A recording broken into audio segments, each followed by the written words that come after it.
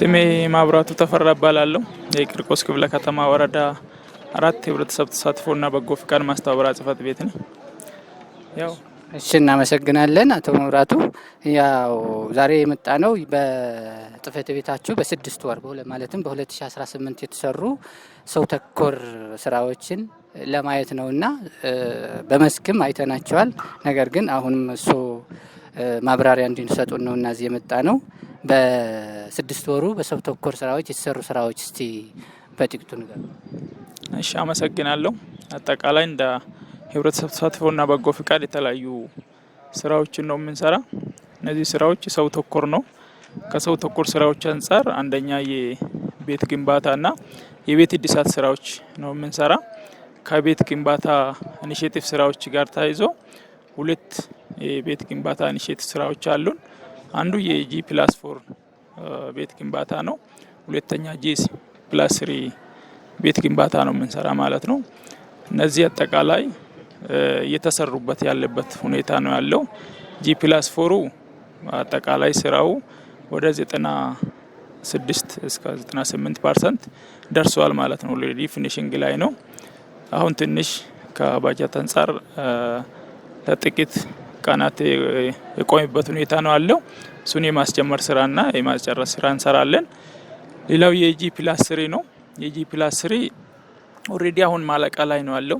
በዛ ካለ ከአንድ ወር የበለጠ አይወስድም። እሱም ማለቃ ላይ ነው ያለው። ይሄ G+3 ወደ 16 አባወራ የሚያስጠቅም ነው። G+4 ወደ 24 አባወራ የሚያስጠቅም ቤት ነው ማለት ነው። አጠቃላይ ስራዎቹ በጥሩ ሁኔታ እየተሰሩበት ያለበት ሁኔታ ነው ያለው። በአጭር ጊዜ ተጠናቆ ነዋሪ ወደ ቤቱ እንዲመለስ የማድረግ ስራ የምንሰራበት ሁኔታ ይፈጠራል ማለት ነው። ሌላ የቤት እድሳት ነው። ቤት እድሳት አጠቃላይ በዚህ በ6 ወር ውስጥ ወደ 18 የሚሆኑ የቤት እድሳት ስራዎች ሰርተናል ማለት ነው።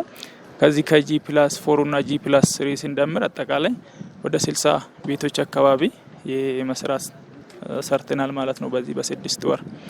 ሌላው ከሰው ተኮር ስራዎቻችን ጋር ተያይዞ የማዕድ ማጋራት ነው።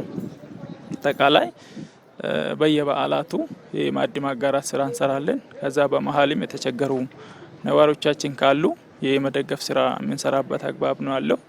አጠቃላይ ከአዲስ ዓመትም አሁንም ከገና ጋር ተያይዞ የተለያዩ ተቋማት ጋር ትስስር በመፍጠር እንደ ወረዳም በጎ ሰዎችን በማስተባበር በዓላት ላይ ማዕድ እንዲጋራ የማድረግ ስራ ሰርተናል ማለት ነው። አጠቃላይ ከተቋማትም የምንሰበስበው ተቋማትም ደግፈው የምንሰራው ከ6000 በላይ ነዋሪዎቻችን የማዕድ ማጋራት ስራ ሰርተናል ማለት ነው። እነዚህ ስንሰራ አካል ጉዳተኛውን ያካተተ፣ አረጋውያንን ያካተተ፣ ምንም የሌሉ ሰዎችን ያካተተ ስራ በትክክል ከቀጠና እየተለየ ማዕድ የሚጋራበት ሁኔታ ፈጥረናል ማለት ነው። አጠቃላይ ከ6000 በላይ ሰዎችን የማዕድ ማጋራት ስራ ሰርተናል ማለት ነው። እዛ የማዕድ ማጋራት ሲሉኝ ስርጭቱና ልየታው እንዴት ነው? ቅሬታ የሚያስነሳ ነገር አለው ወይስ የለውም?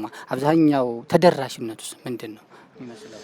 ያው ከማዕድ ማጋራት ጋር ተያይዞ ቅሬታው አይጠፋም። ቅሬታው ኖርማሊ የሚጠፋበት አግባብ በብዛት የለም። እኛ የምናደርገው መጀመሪያ የቀጠና አደረጃጀቶች አሉ። እነዛ 8 ኮሚቴዎች አሉ። 8ቱ ኮሚቴ ለይቶ ለአመራሩ እንዲያቀርብ ነው የምናደርገው ማለት ነው። የልይታ መስፈርቱ አለ። አንደኛ ደረጃ ላይ ማን ነው የሚቀመጠው፣ ሁለተኛ ደረጃ ላይ ማን ነው የሚቀመጠው፣ ሶስተኛ ደረጃ ላይ ማን ነው የሚቀመጠው የሚል ደረጃውን መስፈርቱን አውጥተን ለነሱ አሰራጭተናል ማለት ነው። ይሄን የምናሰራጨው ቀጠናውን የሚያስተባብር የወረዳ አመራር አለ። በሱ በኩል እናወርዳለን። አጠቃላይ 8ቱ የብሎክ ኮሚቴዎች አሉ። እነሱ መርጦ ትክክለኛ የሚገባውን ደረጃ በደረጃ አስቀምጦ ለኛ ያመጡልናል። እኛ በዛ ልክ የምናጋራበት ሁኔታዎች አሉ ማለት ነው። ይሄ ሲሆንም እኔ ያላገኘውም የሚል ቅሬታ ኦልሬዲ ይነሳል። አንዳንዴ ሁሉም ሰው ፍላጎት አለ ለማግኘት። ነገር ግን እኛ የምንሰበስበው ግብዓት ለሁሉም በቂ ባለመሆኑ ሁሉንም ተደራሽ አናረግም። በተለይ በጣም በተቸገሩና አንደኛ ደረጃ ሁለተኛ ደረጃ ላይ ያሉትን የማዕድ ማጋራት ስራ እንሰራለን። ሌላ ከተቋማት ጋር ትስስር ፈጥረን ተቋማት በየራሳቸው ሰብስቦ በባጀታቸውም ገዝቶ ለአረጋዊያም ለአካል ጉዳተኛ ማዕድ የሚያጋሩበት ሁኔታዎች አሉ ማለት ነው። በዚህ ልክ ነው። እናመሰግናለን። ሌላው ደግሞ የመሰረተ ልማት ስትናንሳ በመሰረተ ልማት ምን ተሰሩ? በቀጠና ደረጃ ሂደን ያየናቸው የተሰሩ ስራዎች አሉ።